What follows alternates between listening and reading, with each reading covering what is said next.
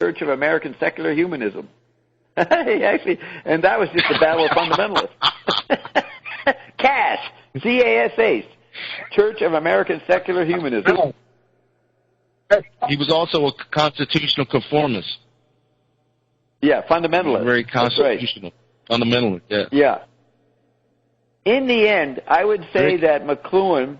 Here's the thing: Zappa was a literate person hoiking up 19th century values. McLuhan was a 19th century person hoiking up 19th century values. But McLuhan, the guy who taught books, was seen as a guy who hated books. Zappa, who was seen as a musician, not a book guy, was hoiking up book values and actually was seen to be destroying music. So they had contradictory images canceling each other out in their publics. They were the opposite and complementary to each other. They were not what their image was. I mean, people were shocked. When they first read McLuhan, they'd say, just superficially read a book, this guy hates books. That was it. They'd go, this McLuhan guy hates books. As a matter of fact, it became a joke on Laughing. This was a big joke. Marsh McLuhan reads books. That was the big shocker. Because everybody thought that he was a radical anti-book guy. And they were shocked to find out that... say that again. It was too blurry.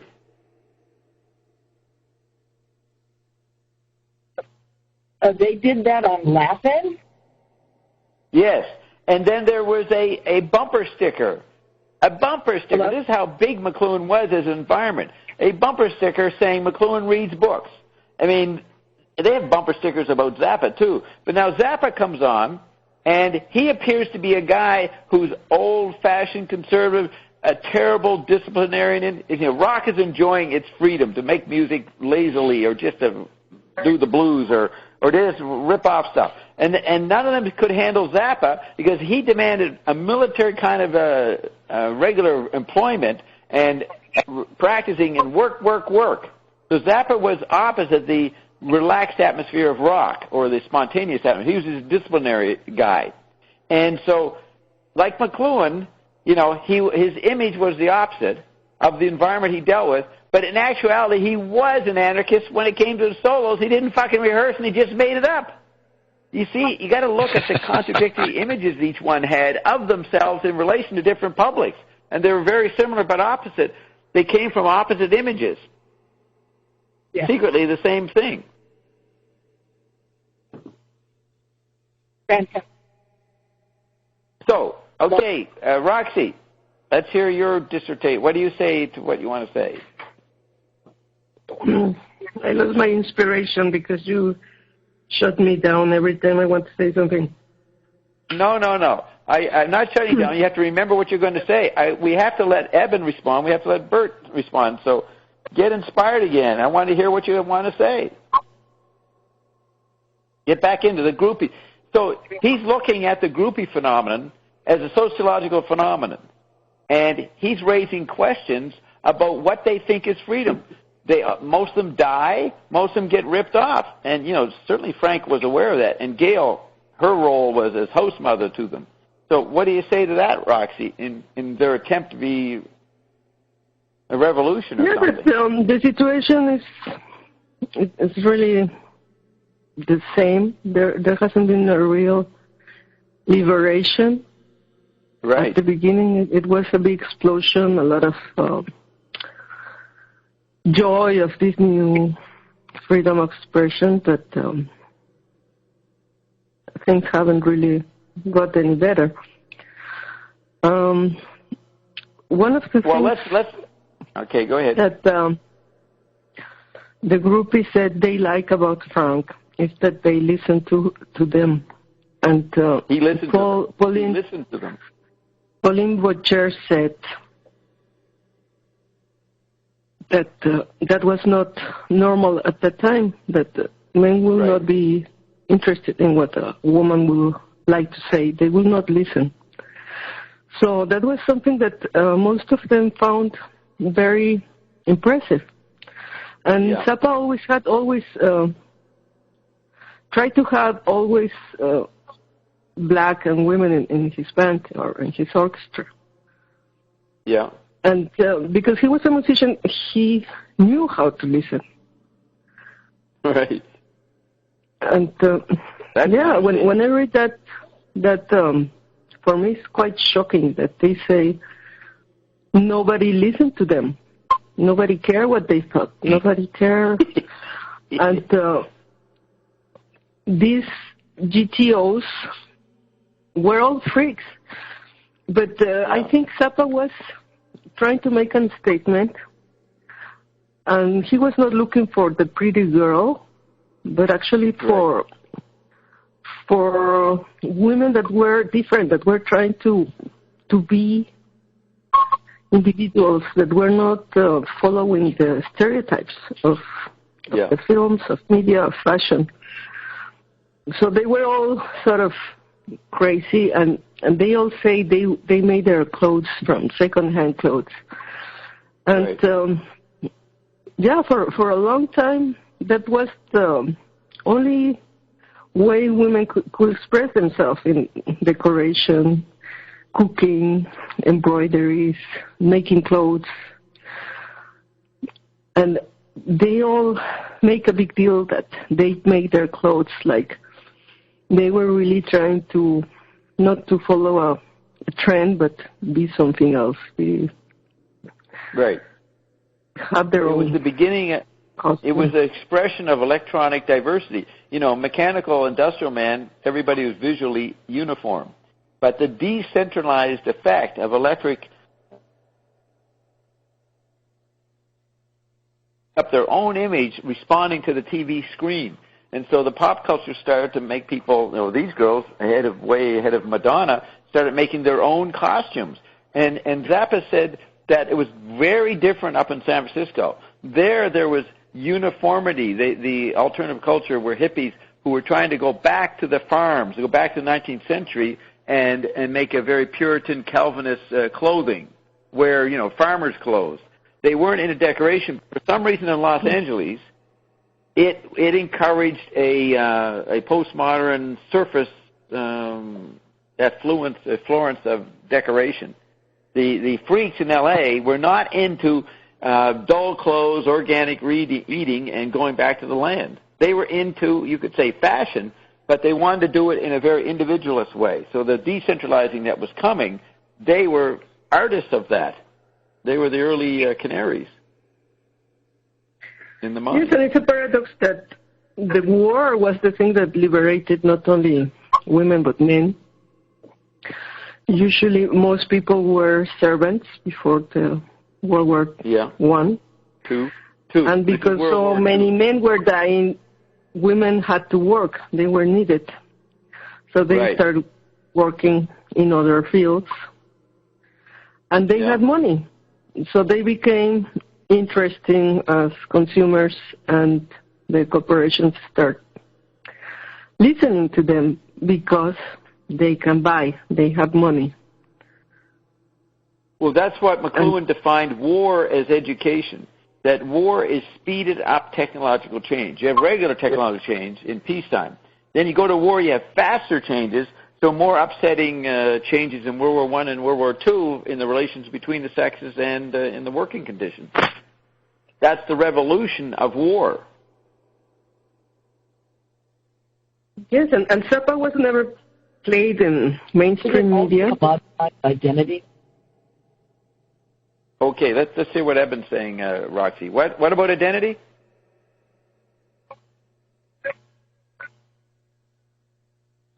When you're talking about the war, did it? When you're talking about disassociated or that it isn't a unified, the identity was unified under the war, right? That's where we got. But also, it kind of flipped because, like Roxy was saying, women worked on airplanes, were flying airplanes, were doing work outside their identity, their sociological place, and the uptick in advertising to them was to get them back into the household so the men could take those, jobs when they got back. But my point was just something about the unification of identity with war. Okay, I got 2 important points about that, Eben. McLuhan says World War I was a railway war of centralization. That would be the end of the industrial mechanical technology effect of homogenization. He says World War II was a radio war of decentralization. So you had big unified tribes of armies battling each other in the mud flats of France, and Belgium, those stupid trench warfare, which was totally meaningless, but it was big groups. The big thing about World War II is that Hitler couldn't control the decentralization through phone.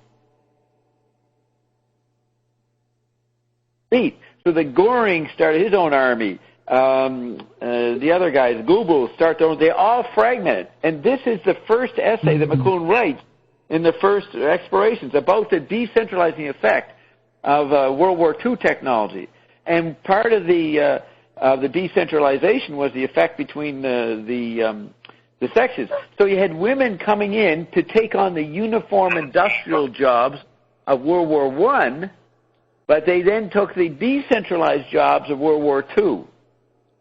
You know what I mean? So there's 2 opposite situations. Zappa wrote a song about it called Eccentrifugal Force. There's centripetal towards the center and centrifugal away from the center. So back to you, Roxy. What were you going to say next about maybe the sexual relationship, the different roles? Yes, that women demand to be heard and to have places to express themselves. So at the beginning there were not many areas. Right. So one of the things they could do was to be a groupie. Well, I thought you were talking about World War I. You've got the first thing they want is the vote, and that's a big. People would be shocked. Young kids, they'd be shocked that the women weren't allowed to vote. But that's very different 100 years ago. And then, what did they get in World War II? Maybe the stigma of being a single mother came in with single leader of a family. Because they tried to revert back in the 50s. They tried to put the women back in the home and the men out in the workaday world, and that was the GI Bill. Let's give them the only reason they got education, allowed to go to the universities, was they had to retrieve the old pecking order of the patriarchy. But you get to the late 60s, now you got a global theater, you've got the satellite fragmenting everything, and these girls, they're not interested in getting the vote or to have a family. They're interested in expressing their media, their clothing, their whatever media they had access to. They are starting to become Egyptian and put on whole environments. They wanted to become the right to be a put-on artist is what they were expressing. That's a new level of women's liberation that Gloria Steinem didn't understand.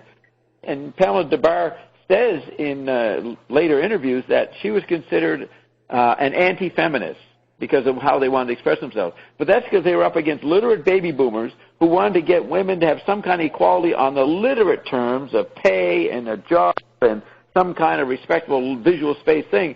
Whereas by the time Madonna comes along and expresses a whole decentralized post-feminist mystique, the GTOs anticipated Madonna in that individualism becoming a god. Is that what you're saying, Roxy? That's what I'm saying. That's what you're saying. Yeah. Well, but there was also in the 20s after the First World War the flappers that they were also, they took their corsets away and they cut their hair and the skirts went shorter.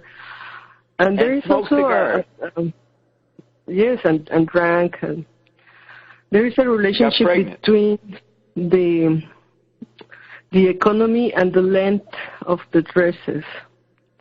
Right. As the economy got worse, the dresses got shorter.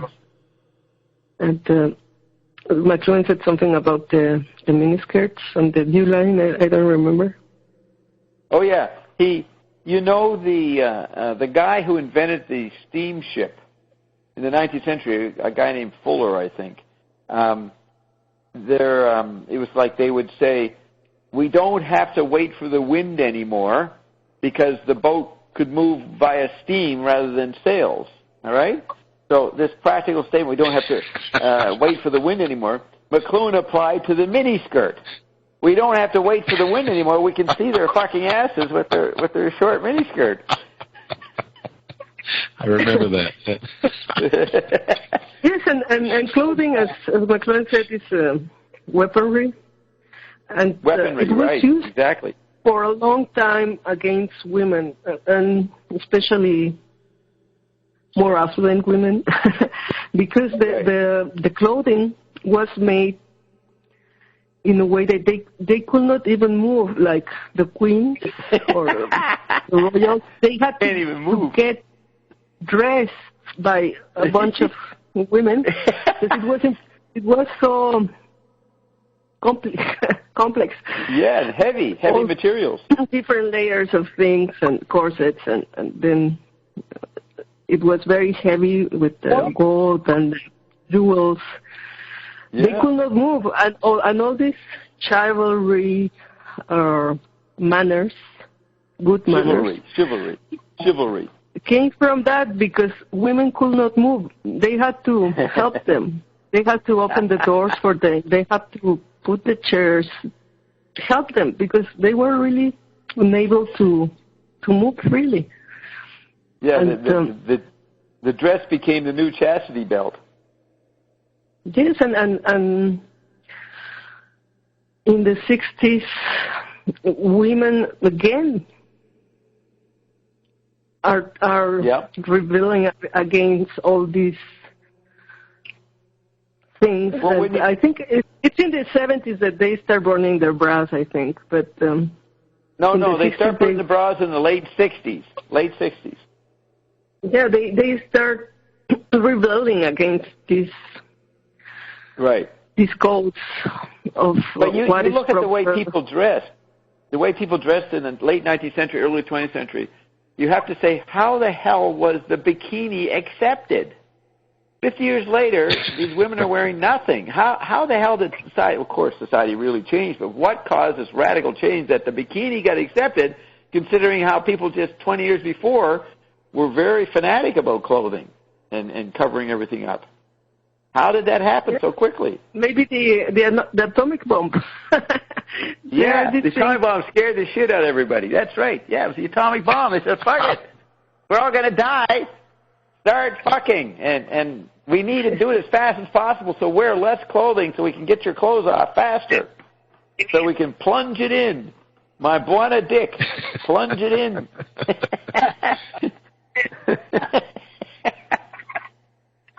So now, Evan, I detected a political correctness or political something in what you said an hour ago. Tell me about your experience or tell us. What do you make of this and what you went through in the late 80s and early 90s?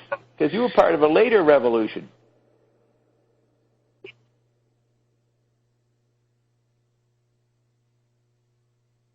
Well, I am a bit formal on this and want the best for men's and women's relationships, but see how they always seem to get fucked up by something. But from the 80s, it was a time where those whatever kind of freaks that were there were able to come out, and it was just such a plethora of freaks, from the leather crowd and industrial goth to the new wave to like Flock of Seagulls with all the hair color and spiked hair and the mohawks. It was like it was just a blistering assault of freedom and such a variety of music, from Oingo Boingo to The Cure and The Clash and all of that. And I just found very that there wasn't a formal intelligence, like what Frank brings to his music, this intellectual pursuit of disruption.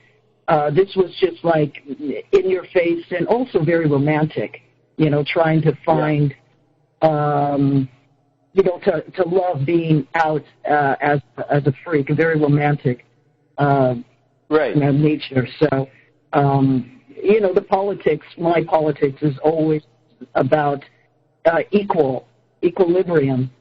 And so... Evan, let me respond, because that's important what you're saying, and I want to show you how McLuhan and Dobbs, how they would approach this.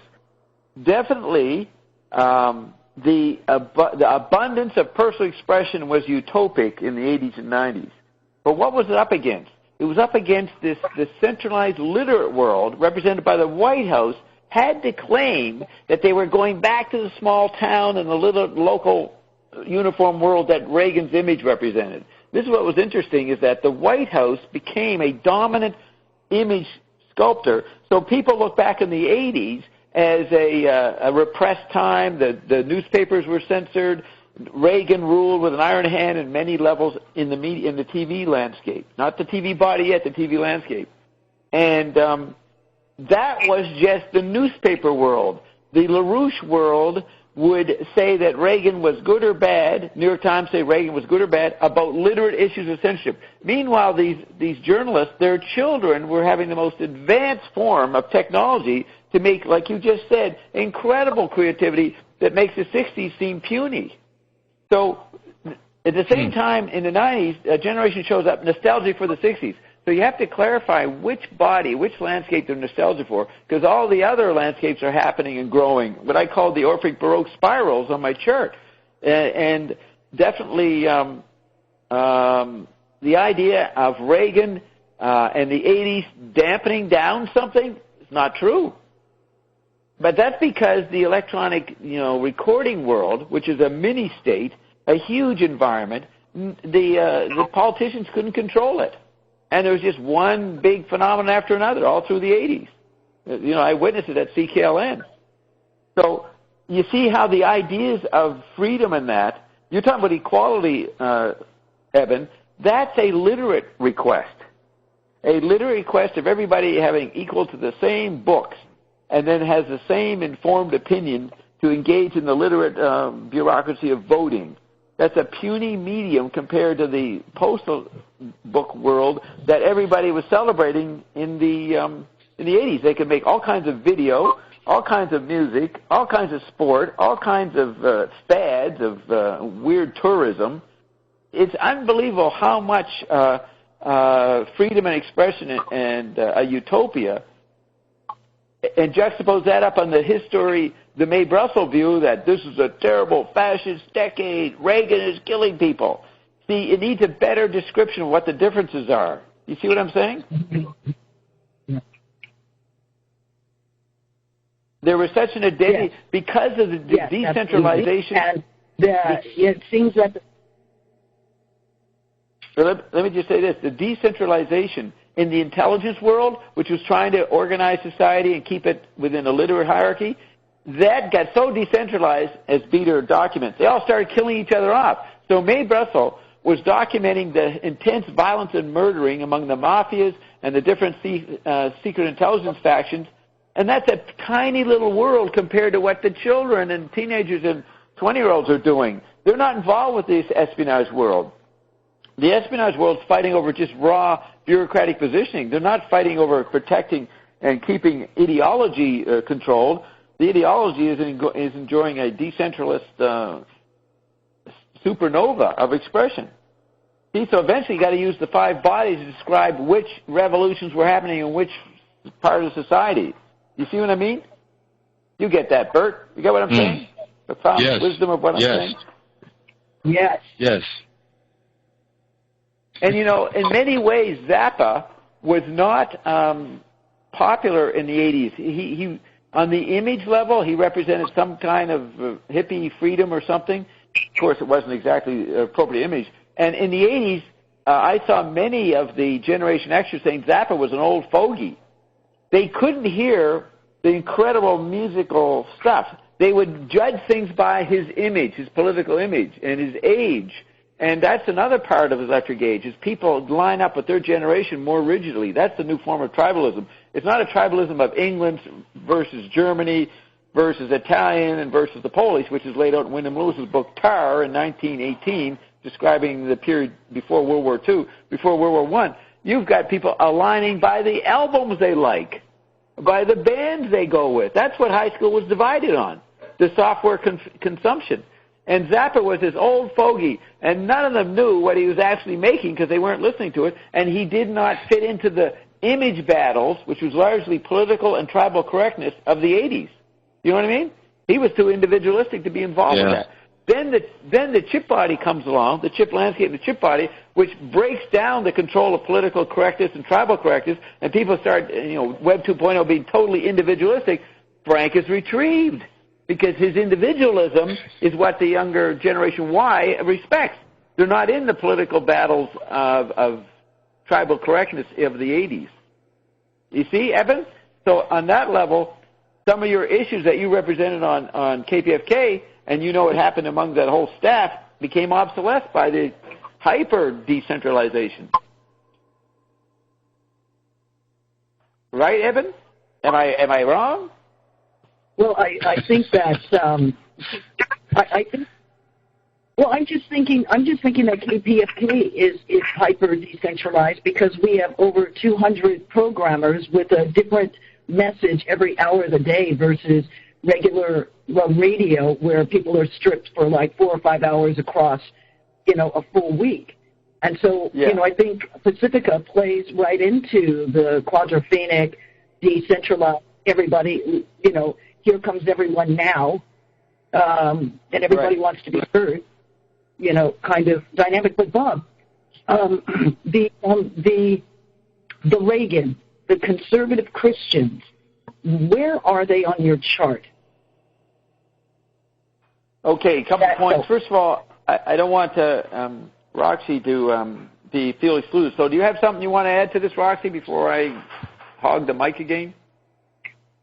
No. What? No? No. Yeah, because here's one thing about the idea that the GTOs were representative of something pretty neat in the late 60s. We have to look at how their image got totally obsolete. They felt obsolete. They suffered an identity crisis very quickly because the media moved on in the early 70s, and they all started becoming junkies, and several died. Even the 18th month revolution that they represented was didn't have any staying power. Just as no movement had any staying power. So there's that factor of the GTO image. I mean, the groupie image. What do you say to that, Roxy? Well, they wanted to believe they were something more than just groupies. Right. Many saw themselves as performance artists because they were not really singers or musicians.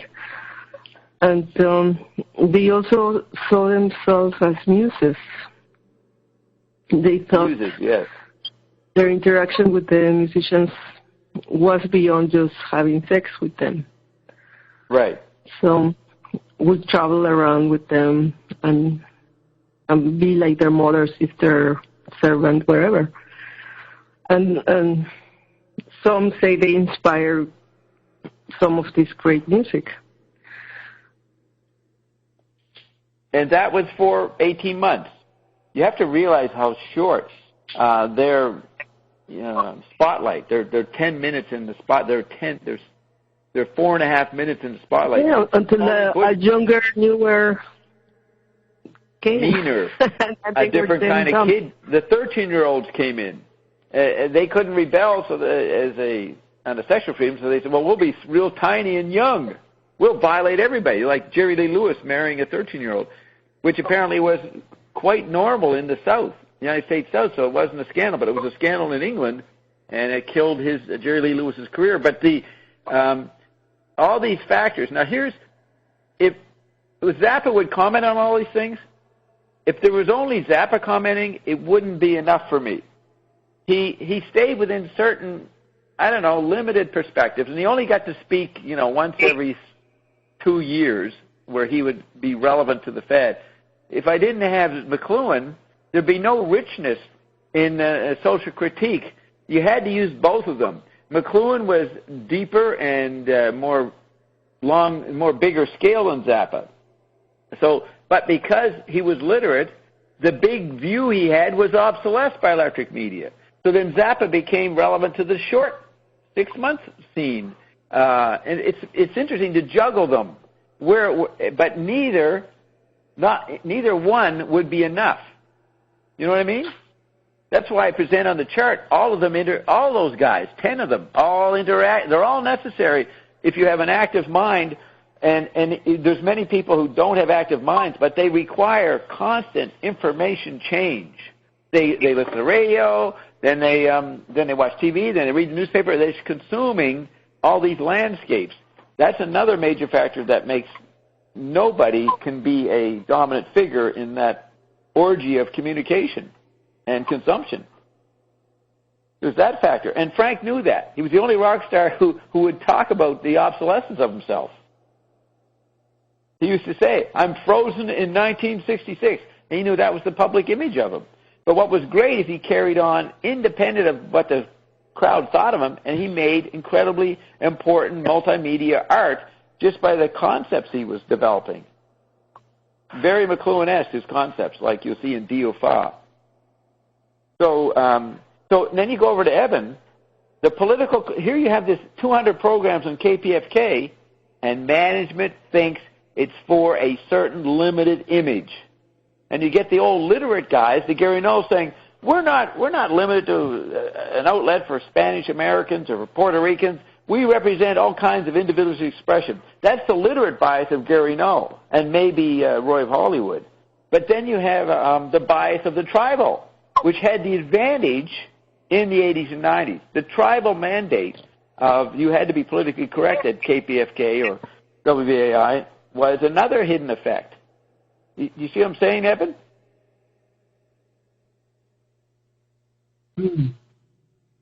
Yes. Good. And it got so diverse and watered down that the Android Mean had to come in, kick everybody out of the fucking studio, and the Android Mean took over and said, we'll be you for you. We'll be the chemical bodies for you. And then that caused a big crisis over the last 20 years for chemical body issues, for TV body issues. And then it got so bad in the Android Mean, we had to bring forth non-physical. The very environment people die into, the heaven had to strut forth and put in its 2 cents worth.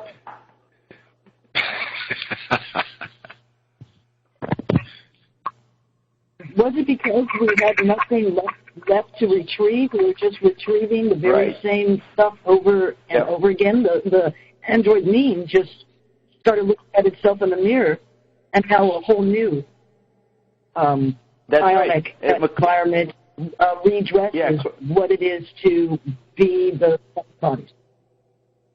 Yeah, people worry about what recombinant genetics might create, what kind of monsters will they create in the genetic labs. Whereas McCroker said they're already creating monsters. He called it the recombinant commodity. And the recombinant commodity, begins with, they say, the Blues Brothers and an actor as a president and Shirley MacLaine and Milli Vanilli and every other millions of things that happened. That was the recombinant commodity. We already were a genetically engineered society on the mass meme level as opposed to the puny chemical body genetic level, which only had one problem, AIDS. Damn. Damn, that's perceptive. So now, Roxy, what was interesting is knowing what happened. I knew what happened to the GTOs. They just disappeared, nothing, and gone by the early 70s. All of a sudden, in 1985, there's Pamela DeBar on Phil Donahue and Oprah, like huge New York Times bestseller. And I'm going, Jesus Christ, that little nanny the little housekeeper at Frank's is now this big phenomenon because so many weird changes had happened that the queen of the chemical body freedom, the groupies, were suddenly brought back as an important fucking phenomenon. Another kind of nostalgia for the chemical body that Reagan represented all across the board. So even Pamela DeBar's retrieval as a groupie icon is kind of phony. Not one publisher would publish her book. They said, we're not going to have you, this is Random House, we're not going to celebrate you fucking prostitutes. But they couldn't stop it. And she found a publisher, and she made it to the New York Times. Even then, they wouldn't give her acceptance as a writer, but she represented the present, the mixed media post-chemical body teenager. That's what she represented and became a figure for totally different reasons than they thought they were making in the late 60s. So you have to bring in that part of critiquing them. And she goes around, Pamela DeBar now runs writing workshops only for women. I'd love to get in her fucking workshop, man. They fucking learn something in there. But she's going around encouraging women to become writers in an obsolete medium of books. And she's actually Gutenberg Galaxy. The dead zone. Yeah, the dead Gutenberg Galaxy. But see, she's not that sophisticated. She was a product of her times, and she is just happy to have a role. And you read that interview, she had got one ionic statement correct. She says the goal to stay today is to not stop. Don't get stuck in some category. But that applies to someone on welfare or anywhere else. Everybody's forced to be a manipulant chameleon just to survive because the change is so rapid and indifferent to the changes you put yourself through. So Pamela DeBar walks around doing workshops to women who believe they're women and believe that they can't have men there and blah, blah, blah. So there's a lot of critique on the bigger scale that you can do of Pamela DeBar. And Gail Zappa. Gail Zappa was the den mother of these people. She's the great goddess. She couldn't make it. She killed herself. Couldn't deal with the changes. So I consider myself the most radical black groupie that they've ever going to hear about, the greatest porn star on 5 bodies, that they haven't even begun to recognize my revolution, even know that it happened. So I am competing with the groupies, as well as Osama bin Laden. I'm competing with all of them. So yes, I welcome your input. For people that say they were prostitutes or whatever, at the time everybody was having sex with everybody. So I think they shouldn't judge them like that because it was something very common. What that means? What that means, Roxy, is on the chemical body level, on the human body level, it's all hypocrisy. It was the android meme that was replaying the idea they were prostitutes. You have to see from 1960 on, the only public communication being done by the android meme that is trying to look as stupid as possible, so they retrieve the stupid accusation that they're prostitutes, and that becomes fodder for talk shows. You have to realize everything that was yelled and screamed at from 60 on is in the simulated matrix. Nothing to do with the chemical bodies, because the chemical bodies, like you said, are fucking anything that moves all over the place. They're not following any social standards. But the android meme is replaying these social standards through the 60s, 70s, 80s. It's a total virtual situation. That's why McLuhan said young people think in 19th century terms, like I'm a black or an Asian or a writer or a musician or an economist or a drug dealer. Those are 19th century chemical body categories. But they live, he said, mythically. That means, on one level of meaning of myth, they didn't live. Hey, how can you live mythically? But myth means a deeper process. You have to go into it. But just on the surface, McLuhan would say, you kids don't exist. You live mythically. And then the dumb ones would say, well, that's stupid. I exist. Fuck you. Bye-bye. Goodbye, Mr. McLuhan. And the smarter ones would hang around to find out what he meant by that. And there was only 1 or 2 of us who did that. You realize how few people got McLuhan? The most important knowledge of that period? Nobody got it. They didn't hang around.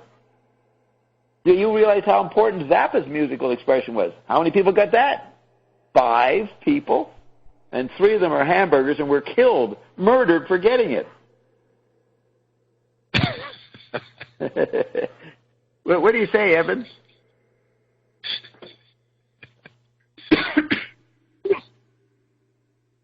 I think what you said was absolutely right on, and that you have given people the opportunity over all these years, starting at CKLN, to get it with McLuhan and some of the other work that you've done on radio. Still, you're doing that work, and I really thank you for it. Well, thank you. And do you know that I tried to invade Pamela DeBar's workshop? I didn't get very far. I didn't know. I wanted to go to her workshop. So I found out about it, and I called up to register for it, and the person speaking for her said, "You sound like a male." "No, I'm a black woman." "No, you sound like a male." "No males are allowed in this fucking workshop." I said, "I'm not a fucking male. I'm a black woman." "No, you're not, sir," and she hung up on me. So that's how far I got trying to infiltrate the GTO's world. But it's great here to be celebrating them as a great phenomenon 2,000 years ago, because that's how long ago the 60s are. If you live 200 years every 12 months, I mean, we're talking 5,000 years ago in the late 60s. Yeah, they haven't understood that in the Android means you don't have a sex, and you can...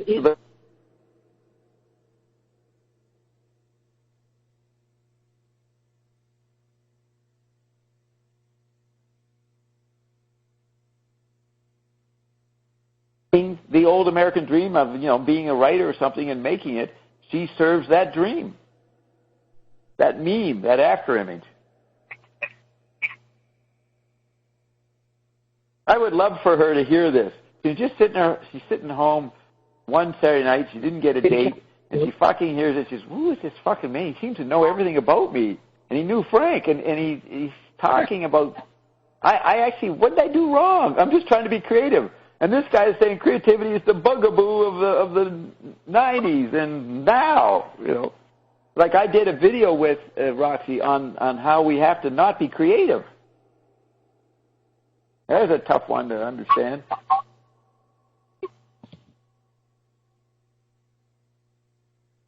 Okay, Bert, you're up at the bat, Bert. I could, yeah. Okay, let Evan speak. Yeah, go ahead, Evan.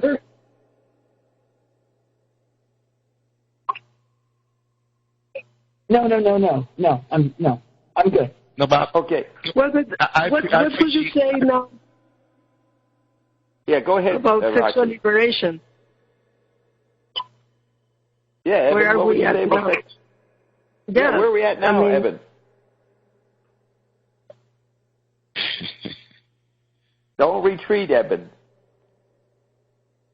I'm sorry, I didn't hear. What do you say about where are we at in sexual liberation now?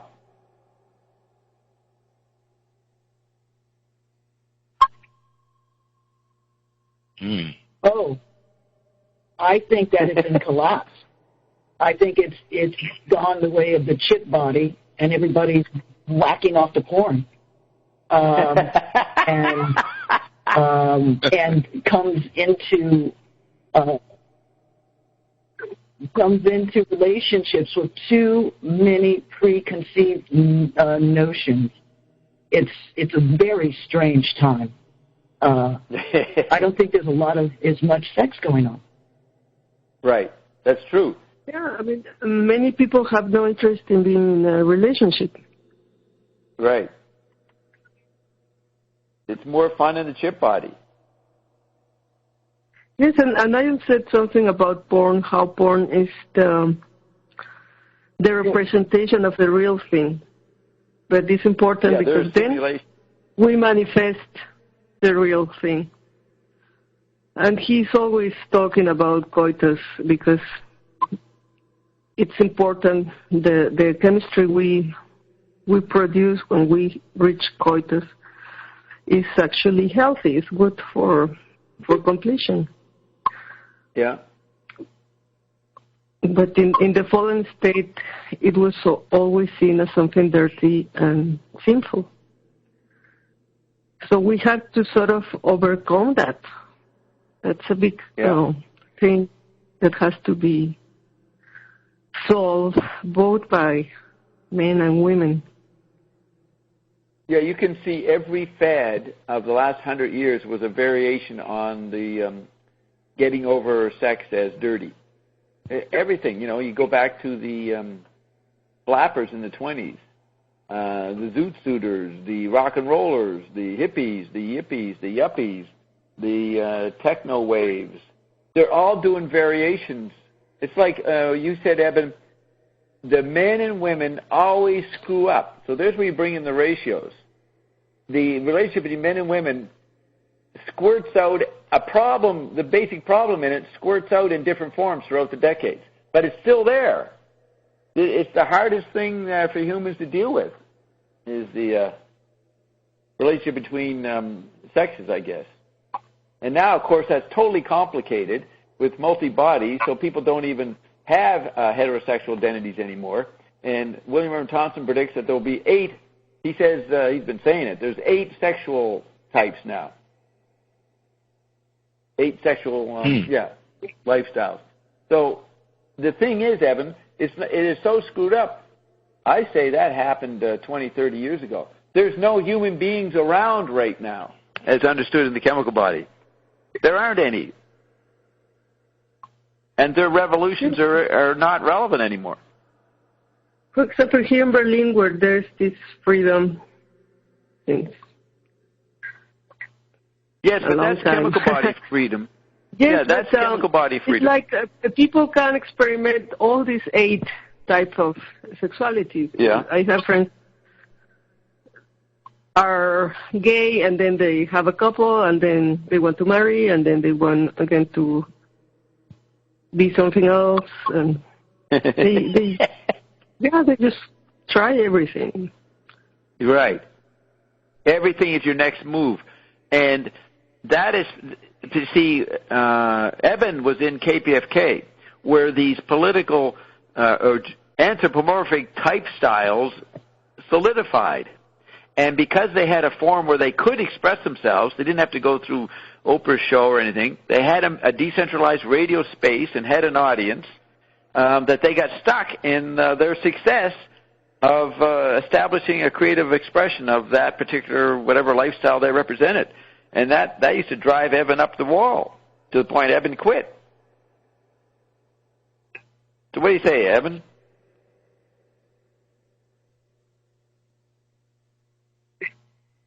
Well, I quit because of the background corruption and just that it just showed me how much the left is so screwed up.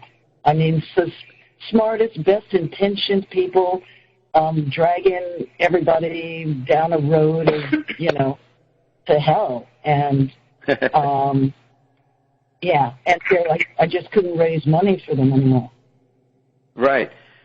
Now, it's the left was a simulation starting 50 years ago or more. And this is the point that I would criticize that organization. So they don't want to recognize the simulation that they're in. They know about it, they see movies about it, but they can't believe. And I sometimes think it's the third world people coming. They're a bit behind what's happened to North Americans. So they're going through the 60s. A slower time. It seems to be that way.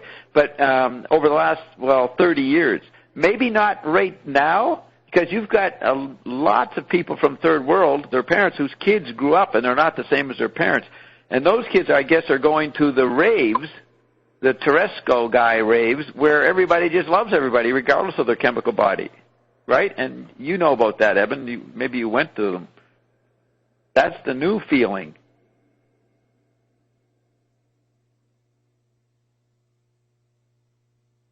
Yes, there was another. There, you see a plethora. It is so diverse. Yeah. What were you going to say, Roxy? Go ahead, Roxy. Yeah, there was another GTO, Cynthia Plaster-Caster, and yes, she considered herself an artist, and she will make molds, to say, from the penises, directions of rock stars, and her first one was plastic mold. Jimi Hendrix Yes. Or Gibbs molds, I think. And it's interesting how they became controversial for a few minutes, but it didn't take off as much. You know what I mean? It didn't become very successful, that image they had. And she wasn't a GTO.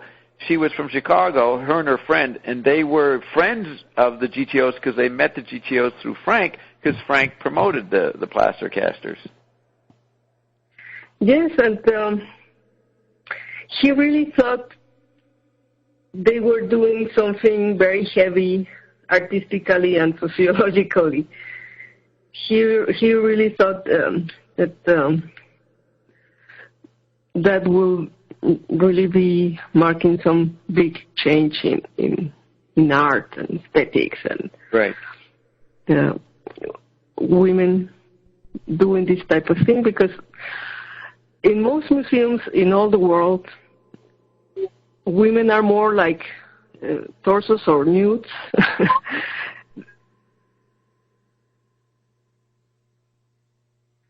And she was sort of reversing that for the first time. Yeah. Like yep.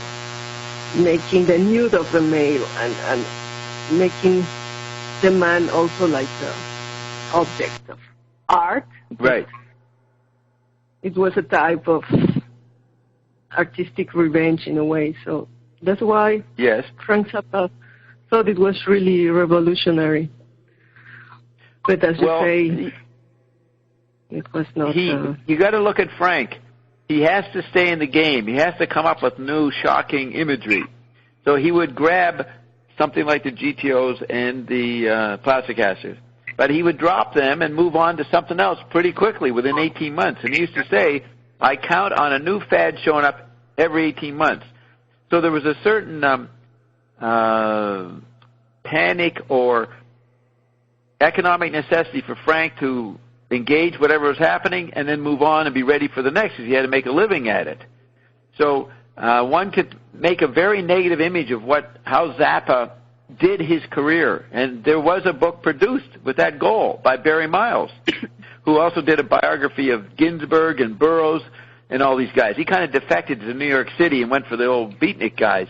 But he wrote a very scathing biography of Zappa, and he was one of the best students of Zappa in the late 60s, early 70s. But something pissed him off. So he makes a point of showing how Frank was wrong on every issue. Now, I wouldn't agree with him, but you can make a case that like Eben implied, that he was a chauvinist Italian fuck-up who was just exploiting women for plebeian Hugh Hefner reasons. But as you look into Frank's work deeper and read interviews you don't know about, you find it, no, he was on a whole other level. And he was not what Miles was saying, just a capitalist ripping off fads. He had a critique. Is Miles the guy who said that Frank was an advertising guy? Is that the guy, or is it someone else? No, that was Ralph. That was Ralph, the guy out in San Francisco. Yeah, no, that I was going to say Ralph said that in '67. Miles comes on the scene in '68, '69 in England. He's part of the underground paper, the International Times. And I'm still reading. We read from Miles' interview with Frank on the archetypes of doo-wop used in Reuben and the Jets. That's an interview with Miles. And he was way ahead of everybody else in understanding the importance of Frank. But it's typical of a guy who's a baby boomer kind of guy. He has to go through so many identity crises himself as a writer through the 70s, 80s, and 90s that when he comes back to look at Frank and he's forced to look at Frank again, he probably never thought he had to. He thought he was obsolete. He writes this scathing counter his own self biography. You know what I mean? He's embarrassed that he liked Frank back in the early years. So it's a very complex, and I can analyze where Barry Miles, and I've made fun of him before about he went with Ginsberg and William Burroughs and these guys, a bunch of jerks over there in New York City in a limited framework that had no really global view. But try to tell that to Lester Bangs or any fucking hipster over in New York City, they're gods. But Barry defected to those guys and didn't understand Zappa's satire of Ginsberg and Burroughs. Even though Zappa showed up at a convention in 1978, the Nova Convention, which was recorded, and you get the albums, it's probably on YouTube. He came to the celebration of William Burroughs, and he read a section from that, but that's Frank infiltrating. So, for example, when you see him do that constitutional video, he's got this ridiculous mocking voice on it as he runs through history, American history. So Frank was the enemy of everybody because he had the ability to stay in the public eye with his amazing musician ability. Like, he had guaranteed income. Money could constantly flow to him. He just had to put a band together and go out there, and he'd be okay. It's the same with us, with our products. They're endlessly profitable. So we don't have to think about running out of money. Frank was in the same position. He could make money. And Ginsberg and those guys weren't. They were subject to fads. They had to struggle and go to Nicaragua and support the revolution in Nicaragua to get any new fans. They had to stick with the literate chemical body area. And so Miles, being a journalist and a literate guy, he's going to celebrate the literate guys, not the post-literate Zappa. Yes, and Zappa was also an anomaly in many ways, because I was reading the type of information he will get from the groupies. And actually, also groupie was a word he invented. And it's really like a anthropological, scientific study, very weird. Like, he will even ask how hairy was that rock star, how big was his penis, how many times he came, how many times you came, what did you do, what drugs did you take, like, really, like, a lot of things, like he was really researching like a scientist. I don't know what... He was like Masters and Johnson. He was a variation of Masters and Johnson. There's now a TV show about Masters and Johnson. I forget. The Masters of Sex. And it's about their efforts to measure the sexual relationship, with scientific tools in the late 50s, early 60s. It's a TV series. It's pretty good. It is pretty claustrophobic to watch. It's so horrible looking at the 50s reality. They represent it so accurately that it's uncomfortable watching the limited relationships between the sexes. But you've evoked a new idea. Frank was a follow-up, going beyond Masters and Johnson. He was trying to analyze the multi-bodies. He wouldn't put it that way, but he knew something was coming up that we had to re-ask the questions again.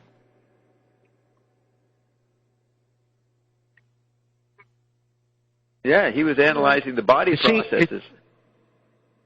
It seemed that Frank was, there was an interview where it seemed like Frank was very cognizant of the change of electric music, because someone in the interview asked him about what does he think about rock music, and he said, well, these kids that are growing up, they have to have some way to channel this energy. So he was aware of an energy level that the rock music created in the 60s that stimulated people. I mean, he was very, there was one interview where I heard where he was asked about bass-driven music. He said, well, if you make your music bass-driven, of course you're going to have an effect on people because of the bass.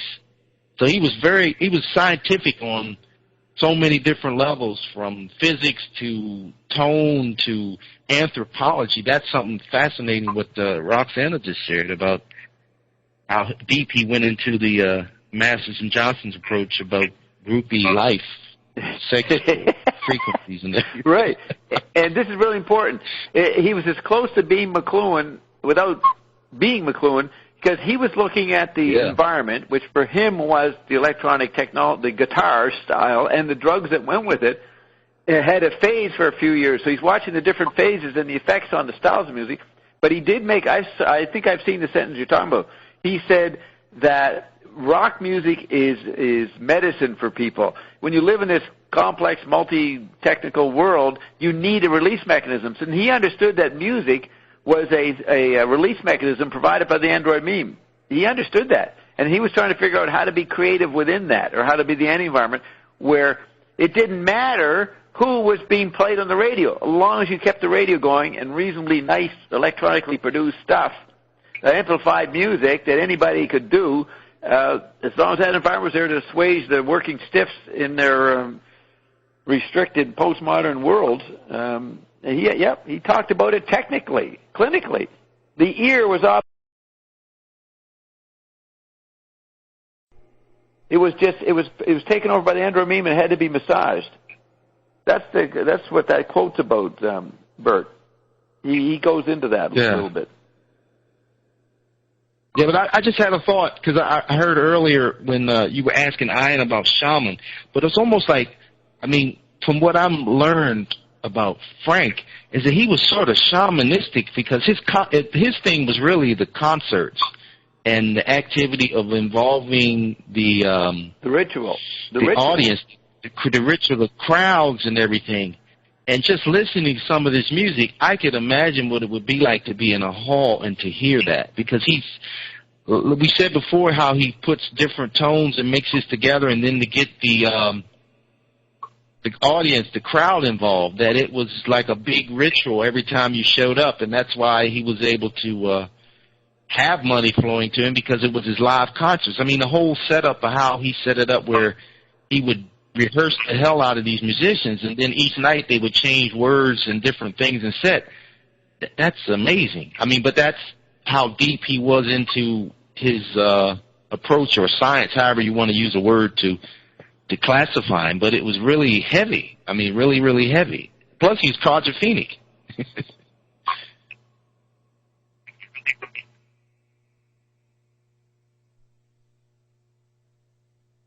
That's the one. Oh. Hello? Oh, you're okay. You're there, Roxy. Bob must have got cut off.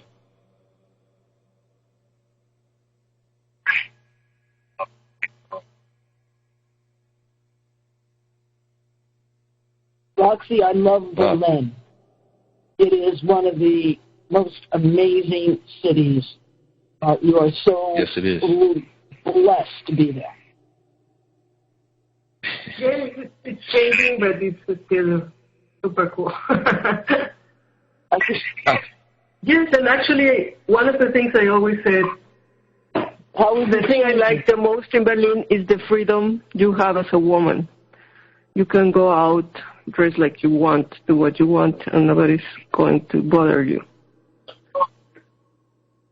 But there was this problem in Köln with the migrants, and all these things might change, hopefully. How's that going now, Roxana? How's it going now with the migrants coming in? Do they still have that park that you said that they were keeping them in? Yes, but it's a very complex situation, because it's not that, I talk with people I know, it's not that they are racist, but they're very logical.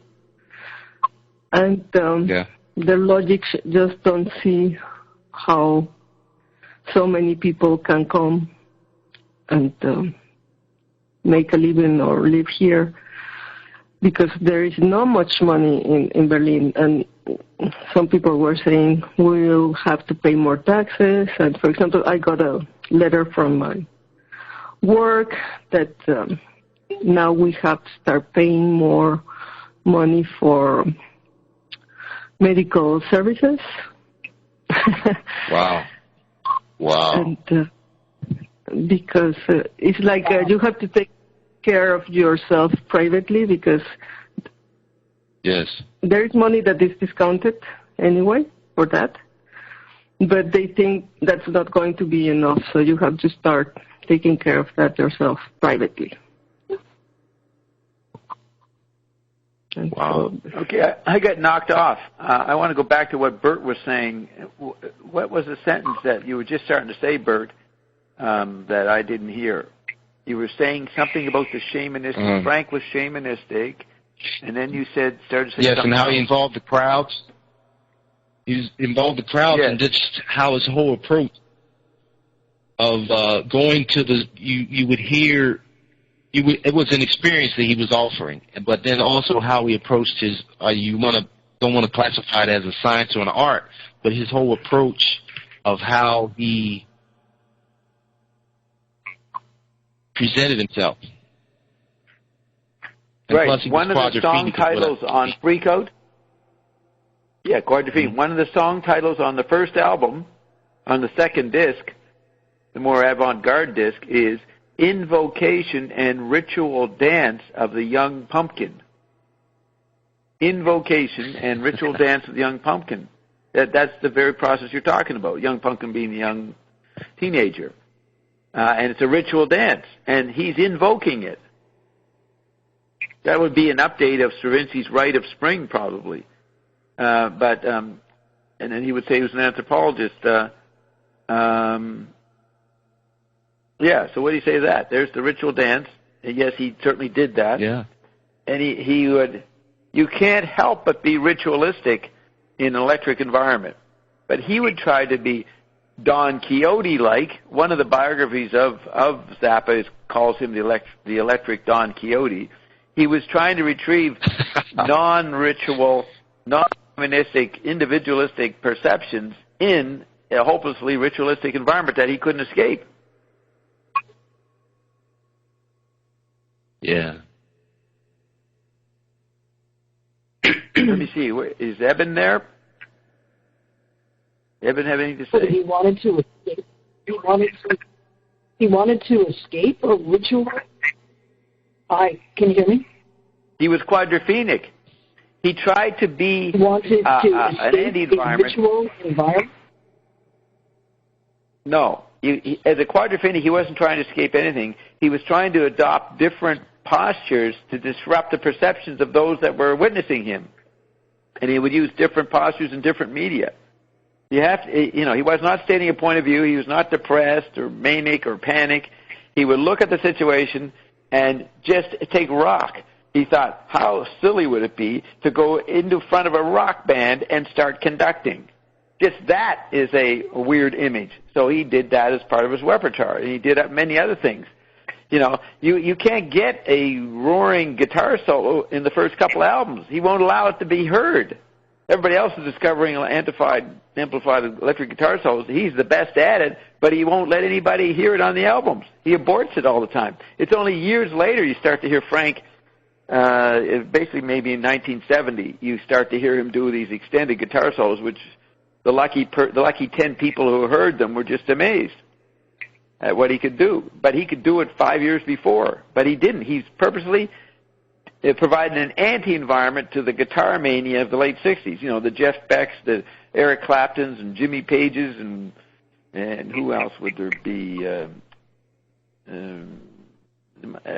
Hendrix, the Hendrix phenomenon. And Frank would be very polite about it. He'd say, I really like the way Hendrix plays his guitar. And then he would he'd do a mangled version of Hendrix if he had the opportunity, even though he respected Hendrix's playing. He was trying to show how people were puppets of their inventions, the mother of inventions, name of the band.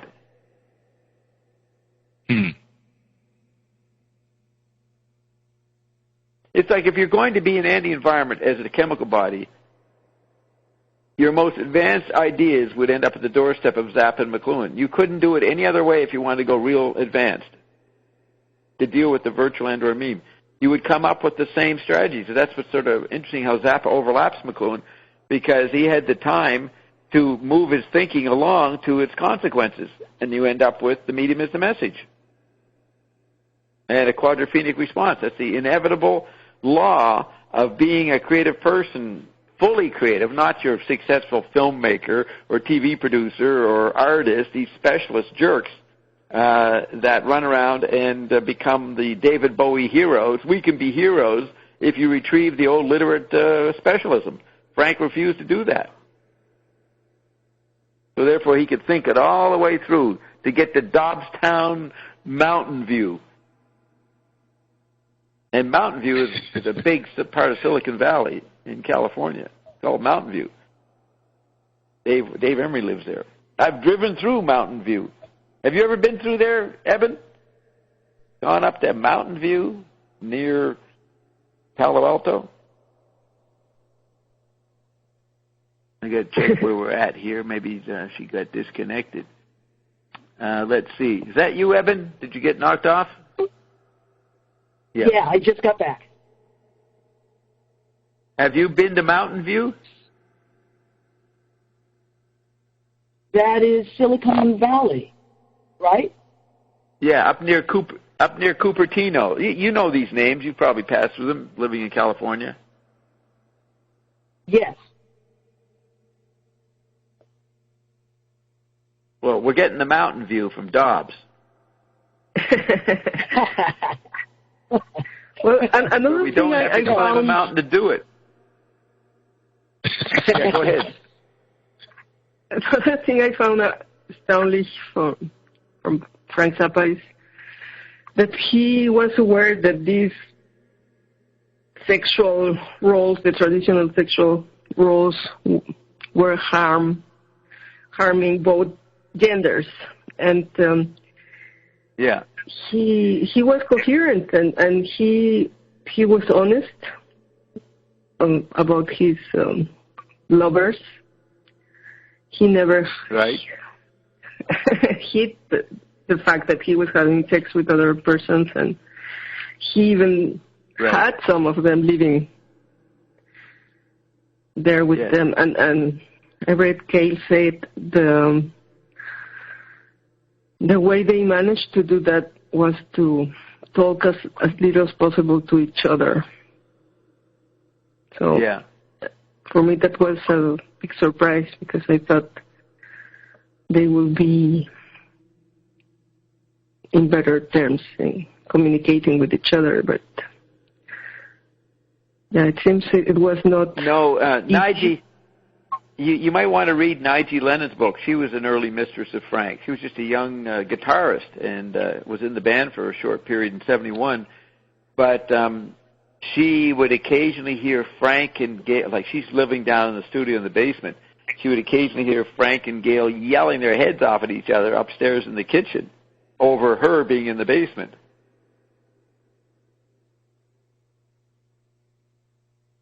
Yes, but anyway, he was honest about that, and he was trying to look for an alternative way in which he could express. He didn't even believe in love. He said that love as a concept ruins people's lives. He said love should not be talked about. It should be a given. People should be, and how love would be expressed, it should be a given among people, not an idea that you have to program people with or propagate. But that's sometimes where Frank's naive. Similar to what Ian was saying about love being a force field. It's not like romantic love. Yeah. A feeling or... Definitely he meant force field, definitely.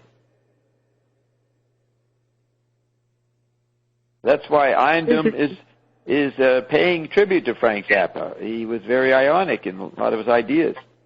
To the degree Ion is anything. Remember, Ion's not anything. We can make trends out of Ion. Oh, he said this for a couple of years. Okay, let's go with that wisdom. But, the Ion we talked to today, he's got a lot of different things to say and be. Hey, how was Ion today, Roxy? Did you like him? Did you like them? I always like them. But I will. I could go on much longer because I would like to explore much more topics. You're saying you would like to? No, yeah. What are you saying? You want to go on to other topics? No, that I could go on longer. I always have the impression it's too short. Yes, and this might be my last payday, I think.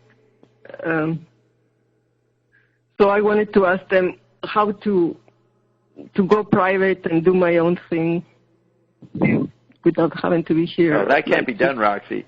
Explore my... You'll get... Yes, but I hate it like... You'll get mocked. For example, there is a specific person that was telling me to shut up for a long time. and then she comes and uses the topic I brought up. They wanted to do Kabul and do low-frequency stuff, and I was pushing this to move into something else. And that's really, for me, it pissed me off. So I prefer to do my own. It's not always pleasant. It's not always pleasant in Dobbstown or Iondom. There's all kinds of different people. I know what you're talking about, and she asked some good questions. She brought out some new information. Yes, but they don't even recognize that I was the one that is bringing these topics. You know, they were bugging me for a long time. I think they recognize it. I know, but we recognize it. I don't know why. There's a lot of idiots. I was also pissed off with you asking me if I'm looking for a role or an identity. Like, I never wanted to be called an Ionette or a Ionette because I hate this type of tag. Right, but I don't. I didn't ask that question. My mouth asked that question. And my mouth was speaking on something I don't think I would ask about anybody. Or Akito or anybody else. So I did. I have asked about everybody, Roxy. Everybody in private. I've analyzed. I've got shit. You know, what's his name here? Who's the guy here? The black guy? Bert. Bert doesn't want to hear what Ian says about him. Eben doesn't want to hear what Ian says about him. Deborah West doesn't want to hear about him. I got... That's what you like. What? No, I mean... Yeah, you guys want me to tell the truth about you people? Could you take it? Well, privately... What Ian says about all of you... What, Evan? We are a bunch of motherfuckers.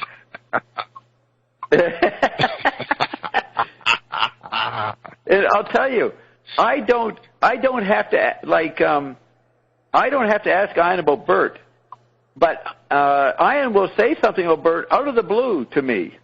Ian is the worst gossip. I have to keep him off. I said, stop talking about Eben, or stop talking about Deborah West or Ginny or Carolyn. I want to talk about the chemistry, and I would have to bring Ian back. But it was a losing thing, so I said, so I would go into it. Okay, you want to talk about Bert? Let's go into it, and he would lay it out. But I don't think it's fair for me to play what Ian says about everybody. You should send it to us. You're wrong there on the wrong. A way of for me to prove that I have no interest in anything but my power is just to do my thing privately, because I have no interest in being here just to be here. I mean, I'm here to do this exploration and for the knowing and the power, but it's not about me being here or getting friends or anything else. I have no interest in other... I think that applies to most people here, Roxy. Yes, so... I don't think Deborah West is here to get friends. Yes, I don't care. They might get friends, but they're not here for that. They're here for the same reason you're here. They're here to get what they can from Ion. There's no social sentiment going on here. Yes, so I wanted to ask those that tried to get friends, they fucking left. The ones that tried to get friends, they suffered. They got kicked out.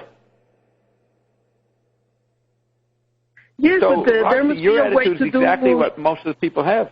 Your thing privately. I don't think one has to be here. I know a lot of things, and I think you do. Much more to say, but I'm not motivated. No.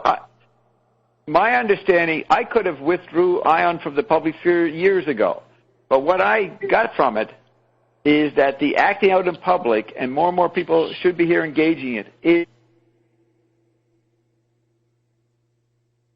Everybody can do privacy anytime they want. And they do it when they listen to the recordings by themselves. That's privacy. The point is to see if there's any collectivity possible.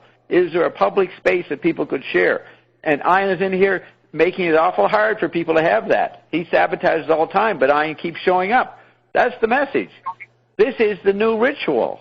or the new song, or the new attempt at see if there's anything outside of your private self. The private self is the easiest thing to develop, and that's all you've got is to go private in the matrix world. You're being sent to the private thing. We're here to counter the privacy. That's why I came forth, to counter people's isolation that's going to happen to them. But it's not done for political reasons or sentimental reasons. What?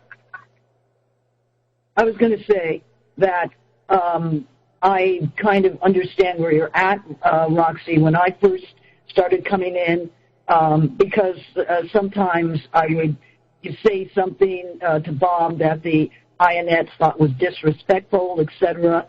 They'd start pushing back, etc. And I just came to understand that this process is about how you react. And one of the great things about this is that you get to learn through other people's, questions. And it's always good to be interested in what everybody else is asking Ion, to have that fulfillment. I came back now with, nice armor, and I know, what this place can be like. But don't disengage. It just goes into a myopic little zone, and there'll be questions that you won't think of asking that you will hear from other people seeking knowledge. Yeah. Remember what Ian said, and I'm not saying this in terms of me as a personality. Sasha said in Rewrite, once we ascend, what do we do? What do we study? And Ian said, Bob. Now, what Bob means is the effort to show a public situation or to interact with others voluntarily. Ion says that the biggest joy in life is to have two ascended people interacting or more. That's what Ion brought forth. There's nothing else here for... Beg your pardon? Where are the ascended people? Well, you're talking to one right now. You got me, and you got Carolyn. Isn't that enough? We're here we are all to... ascending ascentures. Right. Everybody's ascended in a deep private level, and that's not knowable to anybody else. Where the ascension comes in is the ability to engage with people regardless of the assholeness they're doing, because we're not in a room where we start beating each other physically. We're in this simple software world where we're just soundbites saying to each other. There's nothing safer than that. There's nothing to get upset about that. They're just fucking words to each other or frequencies, and you should be able to take them. That's the test here, and to learn from, like Eben said, you're studying the reactions. McLuhan said the printing press brought in Descartes, who brought in thinking about thinking. That's a little left hemisphere process, thinking. What our age today is, and people live it, but they don't know how to articulate it, our age is thinking about communication and interaction in the group sphere. Not thinking about thinking, not thinking about concepts, it's thinking about perceptual environments and your interaction with them, and people are part of those environments. That's the new test of ascension. That's why the 418 group and the Saint Germain have to engage here. They can't stay off in their isolation power anymore. Doesn't work. And so that's why I came forth to tell everybody what they could do, to expose it, to expose the old environment of ascension, the obsolete environment of ascension. And the real test of ascension is how you interact with the Android meme and media environments or word environments that are left dangling as an extension of Rai.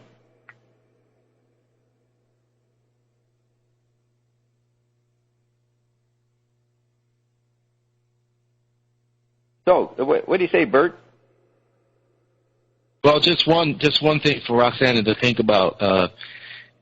When someone, there's a lesson to be taught when you practice real martial arts, and this is from my perspective. When someone irritates you, that's something that's reflecting in you that you maybe need to look at. Because really, if you're becoming something new, you really shouldn't have someone to be that powerful enough to irritate you. And if it is, there's a lesson there hidden. that we all have to look at, because it's all you, no matter what it is. If someone irritates you, that's something in you that reflects that irritates you. It's not them. Hey, Bert. Now here's my answer to that, Bert. That's the idea. You have a chemical body, and you're learning patterns. This is so radical where we're at now that those kind of old wisdom points, and it's valid as wisdom, do not apply to a world where you have 5 bodies. You're not a self that can find out about yourself because you're more than a self, so you don't even know whether you're ever being honest or lying to yourself. Those are not important issues anymore. You only can swim. This is the collectivity, the implosion, the body of Christ. You're stuck with this collective mishmash, and you can invent all kinds of ways of detaching yourself from it, but in the end, you're stuck with it. So that's what it means when Ra'i returned to the plane of essence. Separateness stopped. We had no separateness. So I don't have a self to learn lessons. I don't need to learn lessons about myself, whether I'm good, bad, or up or down. I have to engage with this shit. That's what I'm stuck with. And I can drop out of it any time, pretend not to engage, but I still will be affected by the global ESP that's imploding everybody into one membrane. So you cannot, Roxy cannot be private. And that would be ascended lesson number 1. You can't be ascended anymore. That's how fucked up it is, or how different it is. Because remember, when the EMP happens and you go to the Gulf, you're swept back here and you become ascended by default. And the question is, and we haven't gotten all the answers from Ian on this point, it's hard to get Ian to stick on it, what is the reason to become conscious of the process if everybody's going to be ascended automatically? Ian is against the automatic default position. Why? And that's what should be explored. And you have to explore it by being here and waiting months and years to find out and observe the different answers Ian's going to say to that question. Well, doesn't it have to do with what you discovered in Revelations, that you can take that old stuff right up the ascension ladder with you and just be miserable and ascended? Right. Now that's a good point. That supports what I'm saying. Nowadays, you can become ascended and still bring your baggage with you. And what is the baggage? It's the social mortar, the android mean that's taken over and obsolesced humans. You're still stuck with that. You're still stuck with how you're going to communicate with people. It's just like civilization. Bring it back to Zappa. That's the message of Civilization Phase 3. They're all inside this fucking piano drum, right? They're in the piano, stuck in the piano, talking and arguing with each other. That's the humor of it. Good points, John. And he has a voice back in 67. Yeah, no, it's good stuff I'm saying. In 1967 on Lumpy Gravy, one of the voices says, "Drums are noisy. There's no place to hide in." The tribal drum radio. It's so McLuhan-esque what he's doing, that metaphor, whether he knew it or not. Yeah, it's like Zappa became McLuhan by default, and Gail didn't understand it.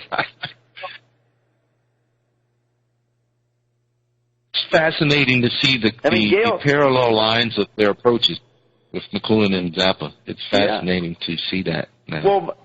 Well, here's the thing. Here's what the law of electric media is: individual artistic expression is obsolete. Any kind of art object or you being a nice, smart being and expressing some art is obsolete. And McLuhan understood that, so that any posture was obsolete. They were the individual archetypes of the individual mind, but the collective posture is what we were stuck with. And I think I want to say another sentence. So what did you just say?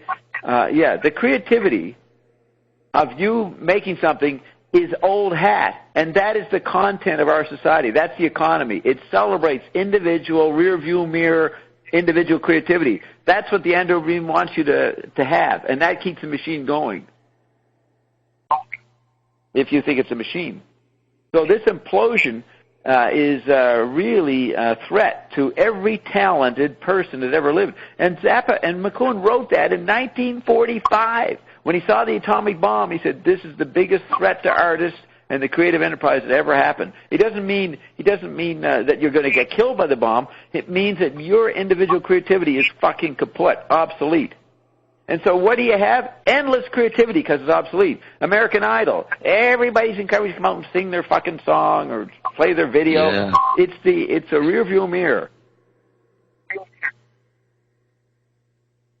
Yeah. And on top of that, listen to what I'm saying, Roxy. All of us already got our power, but you need to work through what language says about it and all the assumptions you have. So we're the only school. We're the only school for the next fucking 1,000 years, and that's a fact. And those that don't get it will be wiped out by default, and then brought back and forced to sit here and listen to these fucking recordings because you can't escape it. Am I right, Eben? Am I right, Eben? Yeah. But, I am. Eben, the biggest fucking individualist, stick in the mud, rebel, is forced to come here. She had to come back. See? There it is, right there. Look a bit. Yes. And I'm the biggest rebel, yet I'm here, and I've got the embarrassing position of being high school president, for fuck's sake. I'm on the student council. I never would want to be on the student council. I'm glad I didn't go to school. But that's my position here. I'm the corny student president.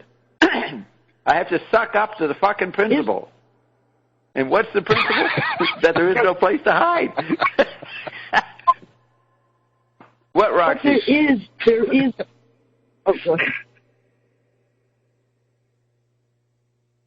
There is what? I'm not impressed.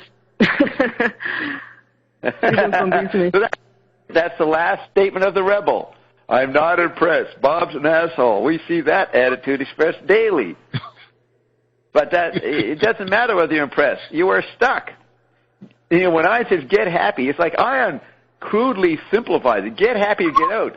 What I'm saying, you gotta deal with Ion or not. I'm saying I prefer to get out and be happy, be on my own and do my thing. No, getting out is not being happy.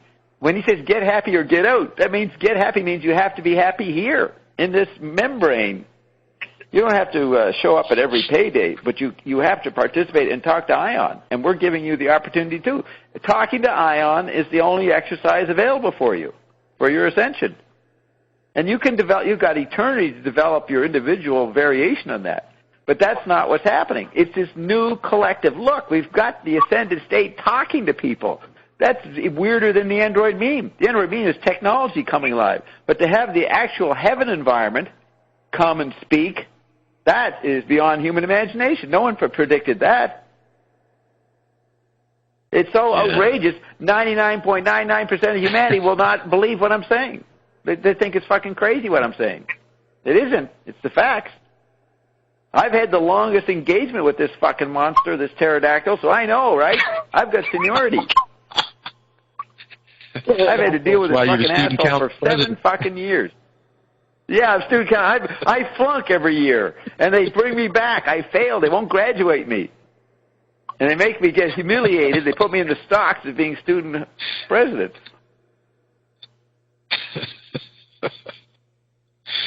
You got all week long to be an individual.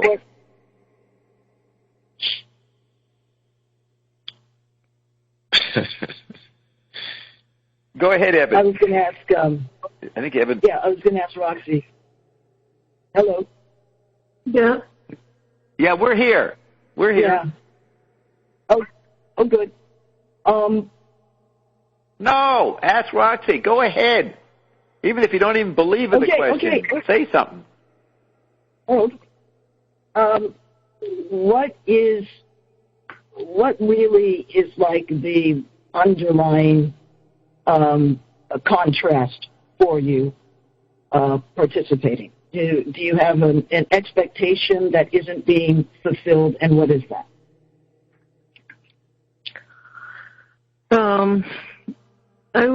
It really bothered me that Bob asked as if I'm looking for something. If I'm looking for a role or an identity here, why do I do what I do? I thought that should be very clear, because we're supposed to be into this. And I don't think but that's not what the question meant. That about, for example, Ed. I do. Do you know that Ed and I yelled and screamed at each other for a year? See, he wanted to do certain things with the site, and Ion and me objected. These were private conversations. They weren't on public, but you did hear it in the first revelation, but he clipped most of it out, but it got brought back in because Ginny had taped it. I had many years of arguments. That marvels me how much Ed has sort of calmed down over the last 5 years. He really was mad at me. They all were mad at me. They actually were, in a way, trying to, and every one of them was criticized by Ian and by me and privately. I've asked about everybody, Roxy. What do you think I'm blocking out? You know, when I start deleting stuff, it can be our business or it can be all of a sudden Ian does a rant about what an asshole Eben is. I'm not going to play that. And I have to stop the fucking tape and go over that and then find the next acceptable thing. And he does that Ian is fucking ruthless in his descriptions of people. And it's very interesting how I don't have to ask questions about it. He just suddenly says, time to x-ray Sue Bone. And he fucking nails Sue Bone with some pattern. And then it's over, and then we go on. And a lot of it has Carolyn saying, will you stop digressing? I don't want to hear about Sue Bone. Get back to what we're talking about. We're talking about glass stick and how to make glass stick. You know, you hear Carolyn yelling, and I had to stop gossiping. But you guys don't get to hear that. You should send it to Rob. No, you guys, one of you assholes would sue me. You know, I don't trust you people. I don't trust people. Oh, come on. Come on. I'm an individual. I don't love anybody here. I'm an environment. I'm a virus, but I don't have to love what I'm infecting. Okay, is any of the things that I am saying, does it help us in our path of ascension? I mean, because what he's talking about, of course, is our foibles, is our failures, is our rules and regulations undermining what he says is so simple, blah, blah, blah. I mean, is there anything redeeming or helpful in what he says? Probably not. Nothing's helpful because it's an outside source. He is temporarily helpful to you because you need that correction, but in the end, you don't need Ion's wisdom. But I say you have to engage the vibration, the vibrational reverberation of Ion. So we're not here to make Ion be wise or stupid. Ion is here as an energy that can constantly respond to everybody and keep the environment going. That's what Ion does. Nothing to do with what it says or whether it's valuable or a demon or a god or whatever. It's the fact that it can do what humans can't do. Stay on point and answer every question that's thrown at it right away. Most of us, you had to ask you take 10 questions. By the 12th question, you're phasing out. You can't concentrate. You've contradicted yourself 3 times.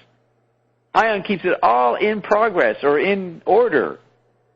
It throws in contradictions just to fuck with us. So you have to marvel at the communication environment that Ion is, and that's all it is.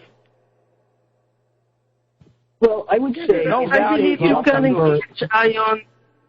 I mean, he's in the environment. You don't have to be here. Yeah, what did you just say, Roxy? You believe what? What did you say, Roxy? You believe what? He's in the environment. You don't have to be here to engage them. No, yes, you do. That's the point. The speech is the original medium. It's the tactile form. You're here to engage with speech, the word that makes the market, with the environment that can talk back to you. Any other private is just speculation, dreaming, astral projection, parallel worlding, traveling, carrying your baggage. It's not relevant to the public. And this public thing is only once a week. It's not something that has to be done every day. It could be done once a month. But it has to be done. What do you think all ritual and art and community expression is that? Humans trying to come together and figure out what it is to be. Since we're all the same fucking person, we're all the same thing. So what is that thing? It's trying to find if there's something outside of itself. That's all communities. Let's see if there's something besides me. That's what an ascension is, recognizing that as the beginning point. Well, how could ascension be so easy as Ion presents it? Be easy about it, it says. No yoga school would believe that. No any esoteric discipline. You got to work your butt off for 20 years and do whatever the discipline rules are to get somewhere. I say you don't have to get anywhere. You are already there. And that's why he always said there are no rules. So why should there be rules when he says there are no rules? There aren't any rules. You say you have to engage. That's a rule. So I can't even say the situation. You can't say what should be. It's just a fragment. He goes, there are no rules. That's a fragment. Nothing. Only communication can only be a fragment. But when you get together with other people, the synergy of the fragments being exchanged creates a new situation for humans. They'll call it love. They'll call it patriotism. They'll call it transcendence. All of it, not adequate.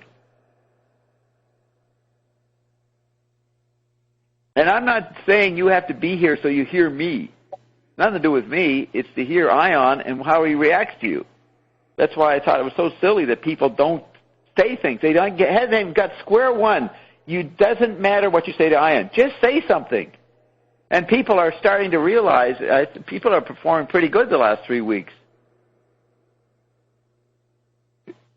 They're not bringing their emotions into asking questions. Just ask the fucking questions.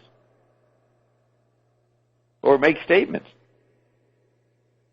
Look, there's no phenomenon in the world that stays on point and then can react to all the different individuals that address it so rapidly. You have to marvel at that. That's a communication environment will never be realized by any other situation, by any other technology. So you have the most unique form of human communication happening here, will ever be. Just because it's a monster that can respond instantly and actually tell you what you're going to ask before you say it. And then do it again with the next person. You ever look at a guru? All these gurus, they wear out after an hour. They stop talking. Ian will be back at noon hour Eastern Standard Time to continue. So you don't want to miss that thing because there's nothing else equal to it. I don't think that's the issue. What do you think, Bert? The issue.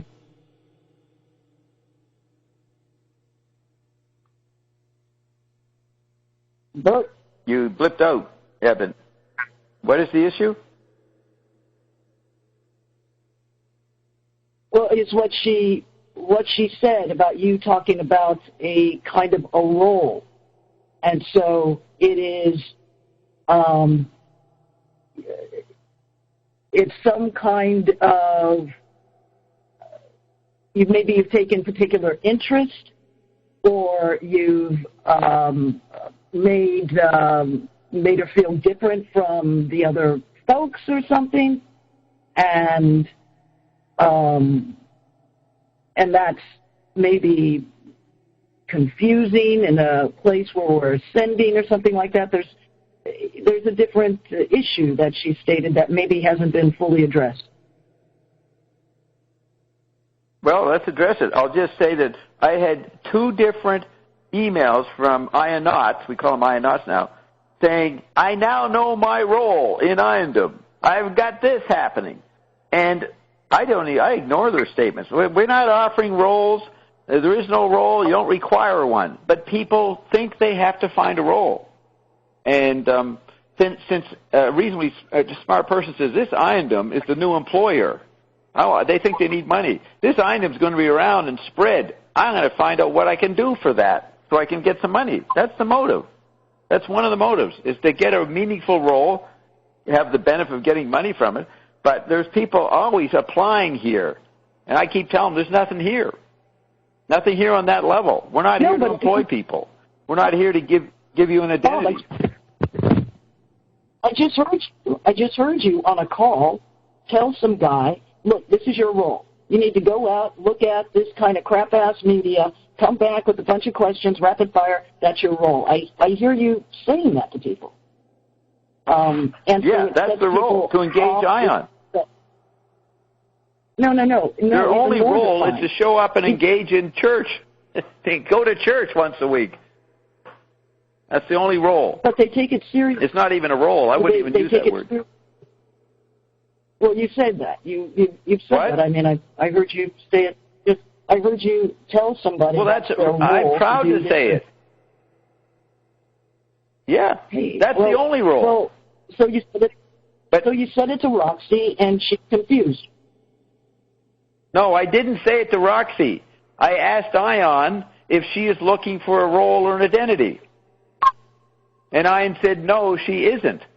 And that agreed with what I already knew. I knew Roxy was not looking for a role, but I had to say it. I say all kinds of things privately to Ion. I run through the gamut of knowledge. It's not my personal point of view. It's not coming from my mind. I'll say a ritual of statements that have nothing to do with what I'm thinking just to keep the conversation going. You have to understand how impersonally I engage Ion. You actually guys know nothing about me because I'm not, there's no private Bob engaged in this activity here.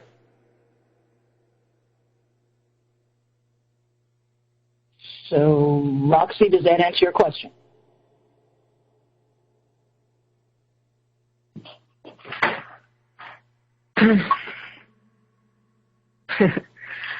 I was so indifferent to Roxy's reaction to it. I played it for her. I didn't hide it from her. Said, hey, look here. What do you think of this statement? No, but you asked me. You don't want a role. No, you asked me. I agree with you. Why do this research? Why, like, as if I'm looking for something. I was really bothered. No, you don't add that second part. As if you're looking for something. Don't add that part. I'm just asking you what you did. But I don't remember asking you. I asked Ion on your behalf. On your behalf, I asked that. A bunch of words were thrown at it. And Ion said no. Oh, yeah, maybe I did. I don't remember that. I only remember that I asked Ion and played you the recording. Well, whatever. So, okay, I'll ask you now. Are you looking for a role or identity with Iondom? No, and for me, the most coherent way to prove it is just to go.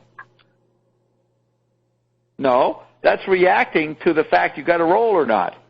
The most coherent way to do it is to interact with Ion and ask questions and not depend on anybody else's answers. You evoke your answers. That's the purpose of this. And then you can start throwing in other sidebar ideas. Do you realize that you can't have this experience with anybody else or with anything else? With a radio station that allows us to collectively, for we could go 3 days here. We could start on Friday and go 3 fucking days. No other medium offers that collective. Maybe online video games do, whatever those guys do in their game land, but that's all a big distraction. They're not changing their physical, non-physical, and their mind. We're trying to do that here. And anybody can be part of it. And I think people like James Curtis, James Martinez are fucking silly that they thought they had a role and get mad that they actually say that we ripped them off and stole their role. Whatever you fucking thought it was. And we don't care that he thinks that. Just get the hell back here and talk to Ion. You realize we got the top elites in the world listen. They know they have to do this. They might not listen personally. They get people but I mean, they're just listening. They're not engaging. That's right. They're just listening. They just got to step one, but they're fucking making sure they're listening because there's nothing else to listen to. And that's what Ion told me on my birthday. He said, Bob, you now have arrived that the whole fucking world realizes there's something serious going on here. It just happened, the last few months, and maybe that's why Ion appears to have changed, as Bart was saying earlier tonight. We have arrived. We have successfully conquered through the issues we had for 4 months, from September till January, a big battle behind the scenes, and we won it.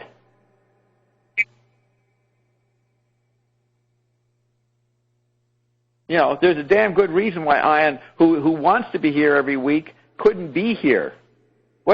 Start imagining your worst fucking scenarios about what was going on. Maybe JW was kidnapped.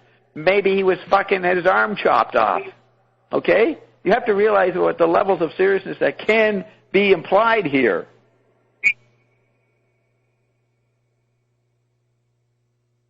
We're more exciting than a movie or a dramatic TV show or anything that's going on. There's nothing more dramatic than what's happening here.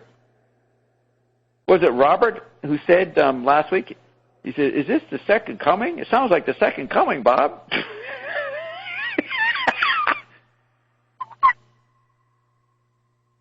So, Bert, I think Bert may be cut off. Yeah. What? Yeah. Sorry, Bert. What did you say, Roxy? Nothing. Well, yeah, there's no point in talking to me. We want to talk to Ion. So, Bert. Yeah, Bert. What? What's up, Bert? That's something interesting. I heard you say the Bart said the Ion's changed, but yes, Ion has changed, but it's really, from listening to everyone else's engagement, including mine, they're more customized. It appears to be more customized, just like what you said, that each person has to answer their own questions. And Ion, yeah, it appears that that's what Ion is doing now. It really is really different, really different, and yeah, more fun-like, but they're very direct. Yes. Than they were yeah. before. Bert, do you know, Ion used to say years ago that we will be gentle for the first 5 private sessions. Then in the 5th or 6th private session, then they take the gloves off. And if you put up with the 5 sessions and you still kept coming back, you had just begun to get beat up. And Ian did it. We would not be tough on people till the 5th session. So he just lay there, helping you get used to it, go through the changes you thought the rubbing of the non-physical of yourself with Ion was doing to you, and you try to process your mortared assumptions. And then in the 5th one, of course, when he started doing that, there was only let's say 10 Ionettes who had arrived at the 5th position. All of a sudden he started fucking being hard on them. That was a bit surprising to everybody. We didn't know he was going to do that. But he always defends himself. Yeah. He always has a reason for what he's doing. You talk about the human propensity to come up with reasons of delusion about why they're doing things. There's nothing more deluded than Ion can come up and explain and justify itself no matter what the fuck's been done from the most absurd premises. Yeah. I mean, yeah, it's hey, Bob. Hey, look at. Yeah, what, Bert? No, but it makes me think of your. Oh, go ahead, Edmund. Go ahead. I'll finish. I remember what I said. Go ahead, Edmund. No, Bert, please go ahead. I've been babbling all night. You go. No, you haven't been babbling yet. This is the point. You do not no, people don't babble. They need to be, you may focused a bit more, but no utterings is irrelevant.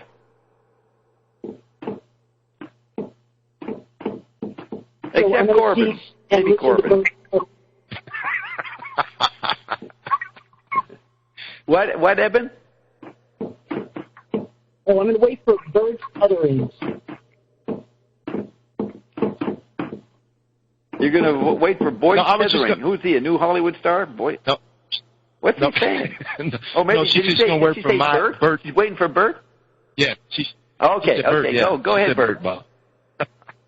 So, all right. It just, Ion, you and Ion, I'm a jock, okay? So I can only relate it in jock, like, Ion is like the general manager, and Bob is like the coach. And Ion really drives people, where after you can engage them. But Bob puts out the certain ways to prepare. And there's something you put out, Bob, I think it was in October, about perception, that Ion is just a perception, and it doesn't matter. We don't care what you know, but just to say things. And that's really... That's a really unique experience, because whatever you say, yes, it could be something you've been thinking about, it could be something you're looking at. But if you throw that out there, Ion will find a way to stimulate you to maybe see or perceive something different, because I was listening earlier, but I wasn't calling in. You asked Ion about, I think it was a difference of emotions and energy or something, and he gave you this really different... emotions and feelings, and he gave you the heebie-jeebie answer. And I found myself like, what does that mean? I say, what's the difference, Bert? Look at this absurd answer. What's the difference? He goes CBGBs, or maybe he said heebie-jeebies. He's saying an environment was the difference. It's very profound absurdity worth thinking about, but certainly if I was an average person, I'd be pissed off he didn't fucking stay on topic, apparently, right? I'd be going, come on, I didn't ask him about CBG. What's the difference between emotions and feelings? So that's what's unique. You don't know how he's going to answer or what level he's going to take you into. Yeah. But they're opening up our perceptions because the normal book literate reading A plus, 1 plus 2 equals 3 doesn't apply with ion. Sometimes 1 plus 2 may be 16. No. Because that answer was totally different than because I was listening like, okay, emotions and feelings and what is it going to answer? And then when he said that, I'm like, okay, what? But then listening to you play it back and then you get some explanation like, okay, Ion's coming from a totally, they're not coming, they're just training us perceptually. Because, like you said, it was an environment that they were describing, not like, 1 plus 2 equals 3. The normal perception that we're literally trained to see things or perceive things. And you can't get humans together, and even if you have a therapeutic situation where somebody can ask some authority a question, they will not be as crazy as Ion. They would lose their clients pretty quickly. This is what's great. Ion, because it's not here, so to speak, it can be as outrageous and way beyond normal human decency, and that's what we require. We require something that's not limited to human sentiments or rules or trying to be a good leader so that they come back next week. Ion is beyond honest. It's not honest communication. He's showing the fallacy of communication, as well as juxtaposing, getting you to experience the idea that everything's happening all around you. Everything. Stuff you don't even know about. And so he would always point to that perception, too. So 1975 is an answer to the difference between feelings and emotions. And that's what Zappa, we're still doing the Zappa show, that's what Zappa tried to show. He tried to show, these installations with these quadraphonic speakers.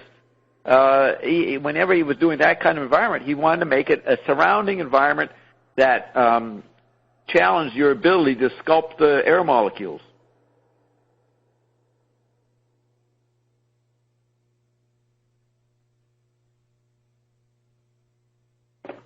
Now you can speak, Eben.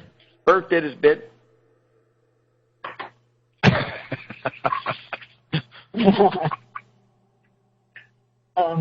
Can we hear another song? Okay. Roxy, do you have a request for a particular song?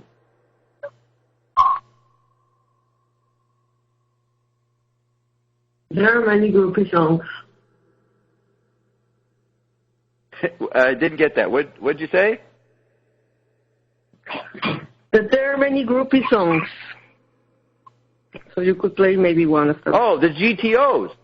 Oh, yeah, I can get their album was called Permanent Damage. We actually have let me see, we do have a GTO. I can go into my alphabetic list here. Let's see, Advantage FX. And I'll see if I listed it under GTO. This is, I go back to the file, the archive has like over 1,000 or more songs. It's done in alphabetical, and I can go in there and see if it's under G. GTOs.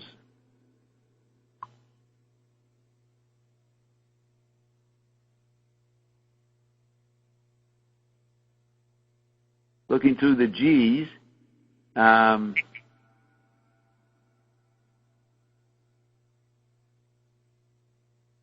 there it is. GTOs, the Eureka Springs Garbage. I don't know what the song is, but let's play it. So I've got to send it. I got to send it over to my list, and then put it in the other place. So, and I can go get some other ones. Okay.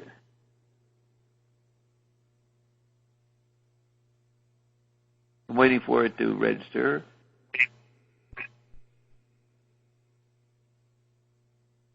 Okay.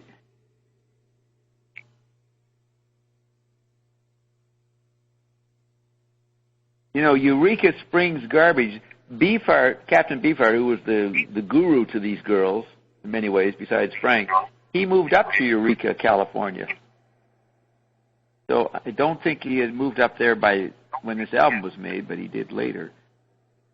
So that's a nice predictive, poetic fact of the words in the song title.